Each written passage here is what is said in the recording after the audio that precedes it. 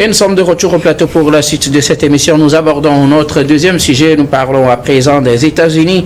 Donald Trump largement félicité en Afrique pour sa victoire. Ils sont nombreux, ces présidents africains, à avoir félicité le président américain ou le nouveau président américain Donald Trump pour sa réélection. L'homme qui a quitté la Maison-Blanche depuis 4 ans, il retourne après une nouvelle victoire face à la candidate démocrate Kamala Harris, que ce soit en Éthiopie, au Maroc, en Côte d'Ivoire, en Guinée-Bissau, au Sénégal, au Togo, au Nigeria, en République démocratique du Congo, en Afrique du Sud, au Burundi, un peu partout sur le continent. Les dirigeants ont félicité cette victoire du nouveau président américain Donald Trump, victoire largement commentée également sur le continent. Nous en parlons avec nos invités. D'abord, vos appréciations de cet optimisme et cette abnégation de Donald Trump qui a tenu 4 ans durant à sa promesse de revenir à la présidence des États-Unis, de reprendre la Maison-Blanche. Il y est de retour, félicité un peu partout sur le continent africain. Puis nous reviendrons dans un deuxième temps sur les conséquences de ce retour, sur les relations entre les États-Unis et les pays africains qui se sont empressés de féliciter le président Donald Trump. Je commence par vous, Donatien Ouesso. Notre président, le chef de l'État togolais, a félicité Donald Trump pour sa réélection et s'est dit prêt et disposé à travailler avec lui pour une nouvelle ère des relations entre le Togo et les États-Unis. Même son de cloche dans plusieurs pays, par exemple le Maroc, où le roi a également félicité Donald Trump et lui a rappelé que d'ailleurs c'est lui qui, sous son mandat, les États-Unis ont reconnu la souveraineté du Maroc sur le Sahara occidental, chose que les Marocains n'oublieront jamais pour Donald Trump. Oui, chacun fait de la diplomatie et le America Great Again, comme l'a eu à le dire l'ancien candidat devenu maintenant président réélu, Make America Great Again, et puis il a dit I'll fix it, je vais réparer tout cela. Je dirais ici que chaque président africain fait dans la diplomatie, c'est dans le conformisme. Il faut quand même faire cela quand votre homologue est élu quelque part, même si vous ne vous entendez pas, la lettre officielle de remerciement, bien de félicitations est adressée. Donc moi je qualifie ici la ténacité de Donald Trump d'être élu, mais je salue plus la Constitution américaine, qui est une constitution qui a sa place. Surtout, ils tiennent à leur premier amendement. Ils blaguent pas avec la liberté d'expression. Le premier amendement de la Constitution ou de la Constitution américaine, où il y a la liberté de religion, d'expression, de manifestation, de médias. Vous allez voir que Donald Trump a eu à tenir dur parce que la Constitution a permis. Nous n'avons pas de répression dans ces genres de pays comme nous le faisons dans d'autres où on coupe l'herbe sous le pied de certains candidats, on les empêche de venir. Même s'il y a eu le côté judiciaire, cette cabale qui était autour de lui. Moi je félicite cette élection, c'est pas que je félicite Donald Trump, mais je félicite les Américains qui se sont mobilisés. Et nous avons assez de leçons à tirer dessus. Je parlerai là dans la deuxième partie de mon intervention, les leçons que moi j'ai eu à tirer de cette élection que nous pouvons partager ici au Togo. Pour les félicitations, ce n'est que du formalisme, du conformisme. Chaque pays africain va vouloir saluer l'élection, mais sachons très bien que Donald Trump est élu pour les États-Unis. Obama a été élu, on a eu plusieurs Africains ont eu cette fougue là en disant oui, il y a un noir, disons quelqu'un qui a la peau noire d'origine africaine qui a été élu. Chers Africains, le président américain est élu pour les Américains et qui travaillera pour les intérêts des Américains. America first. Donc, voilà. Oui. Mais on a l'impression, sur ces mots de félicitations, que chacun essaie de se positionner comme si on attendrait quelque chose de Donald Trump. Oui. Finalement, c'est ça. Voilà. On n'a pas encore la totalité. Des résultats. Oui. Au moment où on sait que c'est lui, tout le monde a commencé par féliciter. Oui, on veut se poser au bon endroit, au bon moment. Chacun veut se tailler une place au soleil, mais il faudrait quand même pas qu'on se trompe. Donald Trump est élu par les Américains et pour les Américains. Il ne travaillera pas pour l'éclosion de l'Afrique. Il a même traité certains pays africains de pays de merde. À nous ressaisir, pour ne plus être ces pays de merde là. Pourquoi on nous a traités ainsi? Faut qu'on sorte de ça. Donc n'attendons pas grand chose que les États-Unis vont venir faire en Afrique. C'est à nous-mêmes de travailler chez nous. Si on félicite Donald Trump, c'est de bonne guerre. Quelqu'un qui a réussi à quelque chose, il faut quand même montrer sa sympathie envers la personne, partager sa joie. Donc ce n'est que de la diplomatie et du conformisme. Merci beaucoup à vous, Donatien Awesso. Samir Roussaman, des mots de félicitations un peu partout, que ce soit en République démocratique du Congo, où le président Félix Tshisekedi est optimiste à l'idée de retravailler avec Donald Trump, renforcer les relations entre son pays et les États-Unis. En Éthiopie, même son de cloche de la part du Premier ministre Abiy Ahmed, que ce soit en Afrique du Sud. On connaît un peu la proximité entre l'Afrique du Sud et les États-Unis, même si sur certains plans, c'est pas toujours la bonne entente. Tout le monde s'est empressé à féliciter Donald Trump pour son retour à la Maison-Blanche. Non, je pense que c'est une question de réciprocité dans les relations internationales. Vous vous rappelez bien, lorsque le président de la République, Faure Gnassingbé, a été réélu également à la tête du pays, il a reçu les félicitations de la plupart des grandes nations, notamment les États-Unis, qui ont adressé les félicitations au président de la République pour sa brillante réélection à la tête donc, du pays. Je pense que en droit international ou dans les relations internationales, c'est une pratique qui est devenue courante d'ailleurs. Lorsque un événement majeur en termes de renforcement de la démocratie d'un pays est accompli, je pense qu'il faut véritablement témoigner son intérêt pour la personne qui a été élue, parce que au-delà de ce qu'on peut dire, les États-Unis entretiennent des relations bilatérales avec certains pays africains. Vous savez, au Togo, qu'il y a une ambassade des États-Unis dans notre pays. Donc la plupart des pays qui ont adressé leurs félicitations donc au président Donald Trump, qui a été réélu véritablement, c'est parce qu'ils entretiennent des relations bilatérales, c'est parce que les États-Unis sont présents sur le territoire donc de ce pays-là à travers leur ambassade, et que ces pays-là aussi ont des ambassades aux États-Unis, et il y a des relations qui sont cordiales, qui sont fraternelles, qui sont entretenues d'ailleurs, et les autorités des deux pays se parlent véritablement. Au-delà de ça, je pense qu'il est important de relever la popularité de Donald Trump, parce que si malgré toutes les procédures judiciaires qui sont enclenchées contre la personne, si malgré tout ce qu'on a pu dire contre la personne, lorsque Joe Biden a été déclaré vainqueur de l'élection en 2020, si malgré tout cela, il est toujours populaire, non seulement dans le camp des républicains, parce que avant d'être candidat, il a dû également se confronter, comment on appelle ça, au suffrage à l'interne, pour les primaires. Donc, il a remporté les primaires haut la main, véritablement. Il n'y avait pas d'adversaire aussi de taille pour tenir contre Donald Trump. Et donc, aujourd'hui, je pense que ça montre véritablement que les Américains tiennent beaucoup plus sur leur subsistance, tiennent beaucoup plus sur leur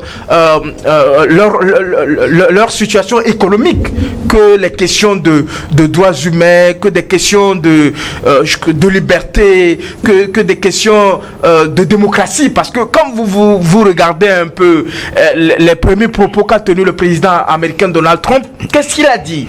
Il a dit, lorsqu'on est dirigeant, ce qui est important, c'est de faire en sorte que les populations que vous avez comme administrées puissent avoir de quoi se nourrir, puissent avoir, je le paraphrase, puissent avoir un emploi, puissent avoir un revenu suffisant, donc de protéger le territoire contre des différentes agressions, de faire en sorte que à l'intérieur, que les gens se sentent bien dans le pays, de travailler pour le pays. C'est-à-dire qu'il faut être, il a dit, il faut être des patriotes, pas des mondialistes. Il faut être des patriotes. Il faut d'abord penser aux populations qui vivent sur le territoire dans lequel tu es président de la République. Avant et puis il faut entretenir de bonnes relations avec le voisinage.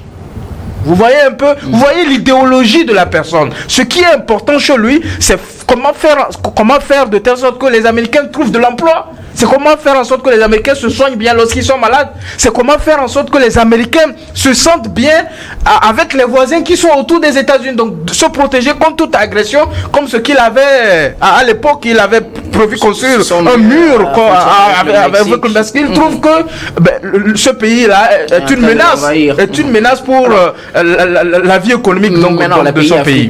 Les pays africains qui se sont empressés à féliciter Donald Trump, quel intérêt ils ont avec les États-Unis? Et ils se sont empressés à telle manière. Chacun souhaite renforcer ses relations avec les États-Unis. Monsieur Guillaume, non seulement nous avons des relations historiques avec les États-Unis, parce que nous avons une grande communauté noire qui est aux États-Unis, parce que nos grands-pères, nos ancêtres sont allés travailler pour le développement donc de ce pays, les États-Unis d'Amérique, parce qu'il y a certains noirs américains qui ont leurs sources dans nos pays et qui cherchent à venir se ressourcer dans ces pays-là, parce qu'au-delà de ça, nous avons une forte communauté africaine aux États-Unis. Nous avons une forte diaspora au niveau donc des États-Unis. Donc, quand les États-Unis se portent bien, nos frères ou nos soeurs qui sont là-bas se portent bien également, parce que comme vous le savez véritablement, les différents rapports des institutions financières internationales estiment que la diaspora contribue énormément dans la vie donc de nos pays. Donc c'est de bonne guerre que nos États pensent d'abord à entretenir de bonnes relations avec la première puissance économique du monde, la première puissance ou la supra-puissance militaire.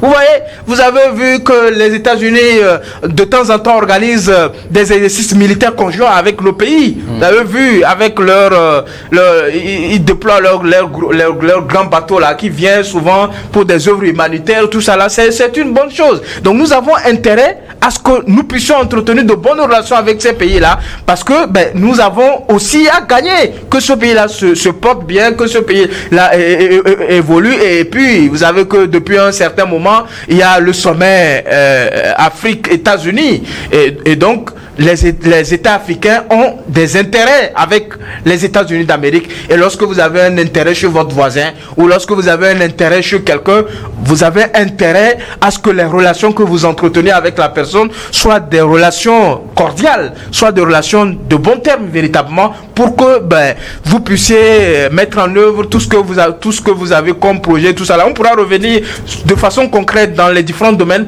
comment les États-Unis accompagnent les pays africains à évoluer ou à se développer, notamment dans le domaine de la santé, dans le domaine de l'agriculture, dans le domaine de l'économie et tout cela. Alors, Robert Koszigan, que plusieurs pays ont félicité le retour à la Maison-Blanche du président Donald Trump.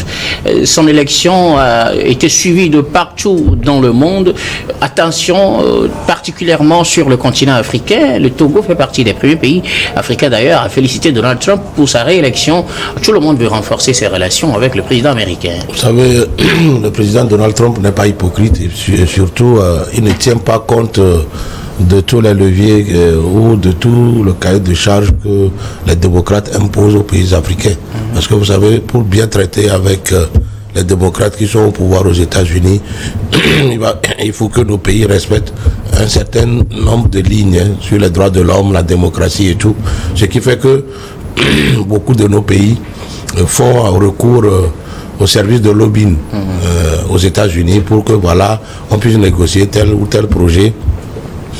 Surtout les histoires de MCA et tout, les Agora et tout. Donc il y a des sociétés de lobbying que nos pays africains prennent pour que on puisse négocier avec le pouvoir démocrate américain, alors des partenariats. Mais avec Donald Trump qui ne tire pas trop sur ces histoires de droits de l'homme et tout, et qui est là pour protéger les intérêts américains et faire venir beaucoup de sous aux États-Unis pour nourrir ces Américains. Donc, étant patriote, je pense quand même que ce ne sont pas tous les gouvernements de pays africains qui étaient en bon terme avec le pouvoir démocrate. Donc lui qui vient à la Maison Blanche, tous nos pays africains ont alors besoin d'avoir un partenariat ou une relation apaisée avec lui pour pouvoir tirer le maximum de projets tels que l'AGOA, le MCA et tout, qui apportent beaucoup de ressources financières dans les domaines d'électricité, de santé et autres. C'est ce qui justifie que les pays africains, tous se sont empressés à lui envoyer des messages de félicitations. Vous savez, les démocrates, ce n'est pas facile de traiter avec les démocrates. Ça, il faut le noter. Ils sont plus compliqués que les républicains. Ils sont plus compliqués. Parce que les républicains, non, je dis les démocrates. Biden est démocrate. Okay. Alors, les démocrates ont tirent sur beaucoup de paramètres concernant la démocratie, les droits de l'homme. Et sur ces valeurs-là, ils jugent nos pays. Or, beaucoup de nos pays ont des tares dans ces domaines-là. Donc, Trump qui vient d'arriver, il est patriote, il ne voit pas ces côtés-là, donc tout le monde a intérêt à vouloir avoir un partenariat privilégié avec lui. Je pense que c'est dans ce domaine-là. Donatien, puisqu'on s'est empressé de féliciter le président Donald Trump, vous le disiez tout à l'heure, il avait traité les pays africains de pays de merde dans son premier mandat. Est-ce qu'aujourd'hui, vous pensez que quelque chose va changer dans sa relation avec les pays africains? Je rappelle qu'il a passé 4 ans sans rendre visite à ces pays africains. Il a passé 4 ans à diriger le monde comme si l'Afrique n'existait pas. Aujourd'hui, vous pensez que peut-être sa gouvernance va changer? Que cherche-t-on réellement avec Donald Trump? Merci. Avec tous ceux qui ont dit qu'ils veulent renforcer leurs relations avec lui, est-ce qu'il y a réellement espoir? Est-ce que Donald Trump peut-être tourne le regard vers des pays africains? Merci beaucoup. La réponse se trouve déjà dans votre inquiétude. Et Donald Trump n'a rien à gagner envers les pays africains. Les relations bilatérales dont a fait mention Monsieur Ouro, ça existe. Bien sûr, les ambassades sont là, mais moi, je me moque un peu, je souris à l'endroit de ces pays-là qui félicitent les États-Unis, alors qu'aux États-Unis, nous avons vu la qualité de la campagne. Nous avons vu la qualité de l'élection, la qualité de comment les médias ont été mis à contribution. Je vous assure, c'est de la qualité de la campagne. De la campagne. Quelqu'un a tiré sur le président Donald Trump lorsqu'il était en campagne. Allons-y comprendre aussi tout cela. Sur lui au moment où il était la qualité où. On parlait de la qualité où, dans la mesure où chacun est libre de ce qu'il dit. Voilà. Le respect de l'autre. Vous avez le respect de l'autre. Bien sûr, vous allez voir aussi que nous avons eu les résultats qui tombaient avec les médias. La campagne continuait jusqu'au jour du vote. Mais dans certains pays, arrivé à un certain moment donné, vous devez vous arrêter. Les médias n'ont même pas intérêt à parler de l'élection, ni à aller dans les bureaux de vote, à interviewer les gens. Vous allez écouter, on dit vote blanc, vote portoricain, vote des latinos, etc. Il y a de ces genres de choses véritablement qui ont fait que les Américains se sont mobilisés. Et c'est ça, il faut le rappeler que c'est conformément à la Constitution américaine. Oui. Dans les pays que vous fustigez, dans la Constitution, il n'est pas permis, par exemple, de le faire comme ça. Pourquoi? Est-ce que c'est la faute des pays où c'est parce qu'on n'a pas le truc là? Non. On respecte chacun. Oui, ce sont certaines personnes qui, voilà, en mettant ces genres de choses dans la Constitution, on copie toujours ce qui est bien chez l'autre. Si cela est bien là-bas et on applaudit, en France, déjà à 20h ici, 18h, on fait les décomptes. Aujourd'hui, nous connaissons. Jusqu'à présent, les décomptes ne sont pas encore faits. Mais nous savons déjà qui a gagné. Oui, qui a gagné. Parce que vous savez, 50 États. 50 États avec des millions, des centaines de millions de votants. Alors que chez nous, dans certains pays, à peine ils sont à 5 millions, ils sont à 8 millions et quelques, avec un territoire très restreint, mais on n'arrive pas à avoir les résultats à temps. Et vous voyez très bien comment les choses se sont passées là-bas. Les Américains se sont mobilisés. Nous n'allons pas voir, vous allez dans certains bureaux de vote, ce sont des jeunes qu'on appelle des volontaires qui étaient là pour donner de leur service dans les centres d'appel, mais ici dans nos pays, un jeune te demandera vous payez combien. Combien sont ces personnes-là qui s'impliquent véritablement? Aujourd'hui, plusieurs sont sur les réseaux et applaudissent et acclament l'élection de Donald Trump, oubliant que c'est un travail qui a été fait. Un travail qui a été fait aux États-Unis que certains pays africains, surtout nous les jeunes, nous ne voulons pas faire. Moi, j'ai beaucoup apprécié surtout le côté de la campagne, même si aux États-Unis, nous savons très bien qu'il y a des centaines de milliers d'armes qui circulent. On a la liberté vraiment de s'exprimer là-bas qui est un peu restreinte dans nos pays africains. Si nous voulons être comme les Américains, nous voulons faire comme eux et les apprécier, leur adresser nos félicitations, emboîtons quand même leur pas, faisons comme eux. Et je pense que c'est dans notre intérêt à nous, parce que quand vous suivez du début à la fin, pour l'élection américaine, non, c'était comme de la fête. Mais chez nous, déjà, quand ça commence, certains prennent le clic et le clac et direction Ghana, direction Bénin. On nous dira que cela ne se passe plus comme avant, mais allez-y comprendre véritablement ce qui se passe en Guy-sous-Roche. Merci beaucoup à vous, Donatien Ouesso. Alors, quel est l'impact de cette réélection, ou quel sera l'impact de cette réélection de Donald Trump sur les relations entre les États-Unis et les pays africains? Je voudrais vous rassurer, M. Guillaume, les États-Unis ont des intérêts en Afrique. C'est-à-dire que quand vous prenez aujourd'hui les États-Unis, vous rappelez bien, les intérêts ou l'intérêt des États-Unis pour l'Afrique ne date pas d'aujourd'hui. Ça date de l'époque de la décolonisation. Vous rappelez bien, on a parlé du Libéria, on a parlé de l'Éthiopie. Et revisitez l'histoire, vous comprendrez que les États-Unis ont un intérêt en Afrique. Et aujourd'hui que la Chine est en train d'affirmer sa suprématie dans beaucoup de pays africains, or vous savez que les États-Unis n'aiment pas la concurrence donc de la Chine. Les États-Unis aiment s'affirmer comme la première puissance économique, celle qui apporte des solutions aux problèmes. Et je vais peut-être le décevoir, mon ami Donatien. Oui, c'est à ça que je m'attendais. Un exemple très précis. Oui. La présidente de Donald Trump, quand Donald Trump était président de 2016 à 2020, Donald Trump a accompagné la RDC dans la lutte contre les groupes armés dans l'Est. Et les États-Unis ont apporté un appui de 1,5 milliard de dollars. Vous comprenez? Ça, c'est un exemple précis.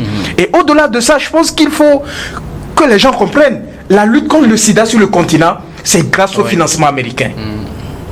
C'est vrai que les États-Unis sont dans plusieurs absolument dans plusieurs programmes. C'est vrai que quand Donald Trump est arrivé à la présidence de la République en 2016, l'une des premières mesures qu'il a fait, c'est de quitter l'OMS. Donc en quittant l'OMS, comme Donald Trump est opposé aux questions d'avortement, tous les financements américains qui allaient sur les questions de planification, de planning familial, de tout ce qui est méthode contraceptive et tout ça là, toutes les organisations non gouvernementales qui intervenaient dans le domaine, leur financement a drastiquement diminué. Donc ils n'ont plus l'argent ou le financement américain. Ça, c'est de un. La question de Millennium Challenge Corporation, c'est un programme qui a été mis en place au temps de, comment il s'appelle, George Bush. C'est George Bush qui a été le premier à implémenter cette mesure-là pour accompagner les États dans leur élan de développement. Donc, si vous remplissez un certain nombre de critères, vous avez le threshold, vous avez comment ça s'appelle, celui qui est plus élevé que cela. Le Togo avait bénéficié en temps de threshold après Millennium Challenge Account. Nous avons bénéficié de cela également dans plusieurs secteurs d'activité. Les subventions américaines, c'est-à-dire que l'Amérique, au temps de Donald Trump, c'était ses intérêts économiques.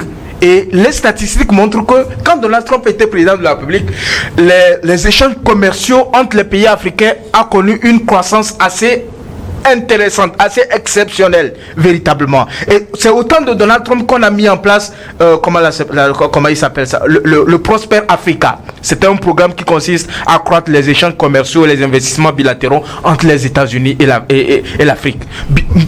Même au-delà de ça, nous avons vu dans le temps le Power Africa. C'est un programme américain qui visait également à accompagner les États africains dans l'accès à l'électricité.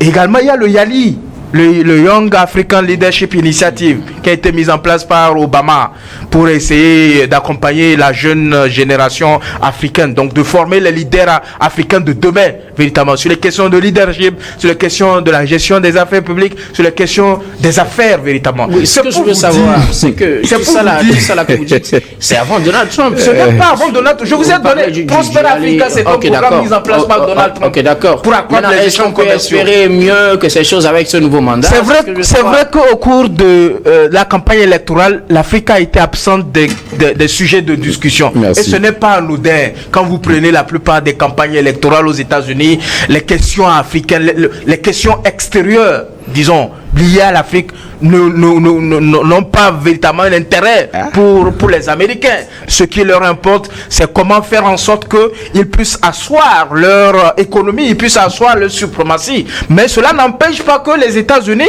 puissent avoir un intérêt en Afrique. Parce qu'il y a certains produits africains, comme ce que le doyen a dit, le programme AGOA, qui est un programme qui accompagne un certain nombre de... Et aujourd'hui, quand vous prenez les États-Unis, vous avez plus de 6000 produits africains qui sont sur le marché américain, qui bénéficient d'un certain nombre d'accompagnement.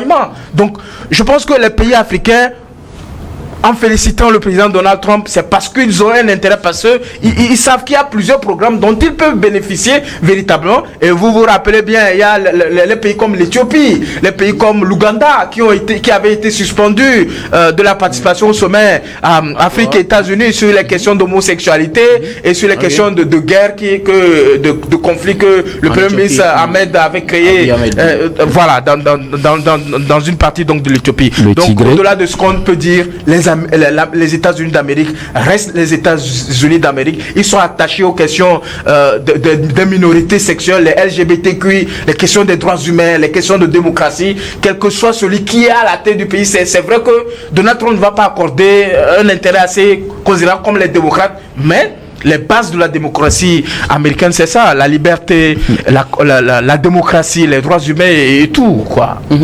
Consignant, alors, est-ce que les États-Unis ou Donald Trump, lui, personnellement, peut-il encore faire rêver les pays africains avec une nouvelle gouvernance? Tout à fait, parce que vous savez, comme l'a dit tout à l'heure mon jeune frère, il n'aura pas à donner crédit aux sanctions contre, par exemple, Yoweri Museveni sur les questions d'homosexualité.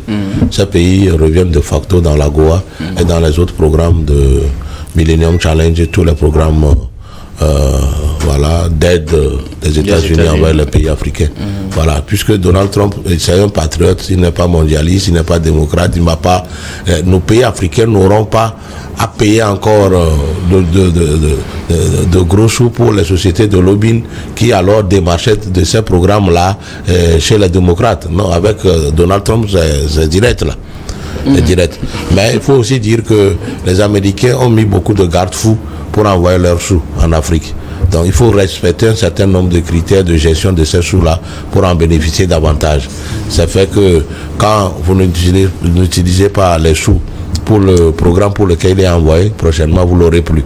Donc c'est pourquoi il y a toujours une évaluation que viennent faire les experts américains dans nos pays. Donc moi je pense que avec Donald Trump, nos pays feront beaucoup d'économies. Ils n'auront pas sorti des sous pour alors se louer les services des lobbyistes américains et autres. Et donc ils vont pouvoir traiter directement sans les questions de liberté, des droits de l'homme et de démocratie, pouvoir travailler. Ils vont trouver un répondant avec le nouveau président Donald Trump qui, alors déjà, les encourage à prendre soin de leur population, nos dirigeants. Alors, à être patriotes, à lutter pour le bien-être de leur population, à tout faire pour préserver la richesse de ces pays-là. Alors, ce que disait mon frère Aweso, s'il a dit que les Africains sont quoi? Pays de merde, il a bien justifié. Il dit, nous, l'argent que nous devons prendre pour alors construire des infrastructures et nous prendre en charge, nos dirigeants le prennent pour venir alors les garder chez eux. Ils ne comprennent pas ça. C'est pourquoi nous disons nous sommes des pays de merde. Merci beaucoup à vous tous pour vos contributions. Nous allons marquer la pause pour le journal, puis on reviendra tout à l'heure pour la suite de cette émission.